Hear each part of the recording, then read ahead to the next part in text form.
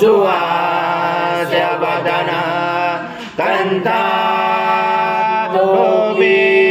सवारा दंडकमंडलो कटांगरक्षक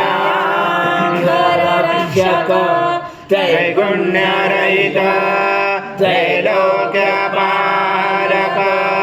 विश्वनायक भक्तवत्सल कलियुगे श्री स्वामी समर्थ अवतार नायक पाहि मां ब्रह्मानंद परम सुखद केवल ज्ञानमूर्ति द्वन्द्वातीत गगन सदृश तत्त्वमस्यादिलक्ष्यम् एकं नित्यं विमलमचलं सर्वदि साक्षिभूतं भावातीतं त्रिगुणरहितं सद्गुरुं तं नमामि गुरुर्ब्रह्मा गुरुर्विष्णु गुरुर्देवो महेश्वरः गुरुर्साक्षात् परब्रह्म तस्मै श्री गुरवे नमः। हरि ओम।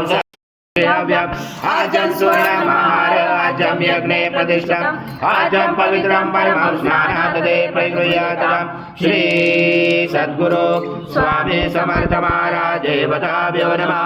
घृतस्नानं समर्पयामि घृतस्नानान्तरेण शुद्धोदकस्नानं समर्पयामि सकल पूजाते सर्वोपचाराते गन्धपुष्पं समर्पयामि शेषोपचाराते प्रार्थनापूर्वक नमस्कारं करोमि।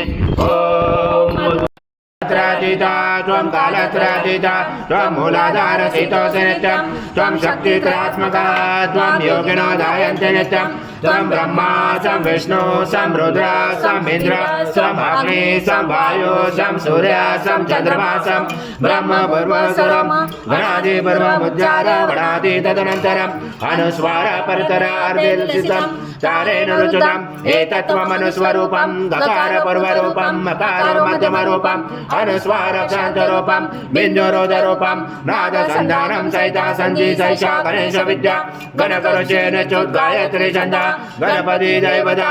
ओम गणपते नमः।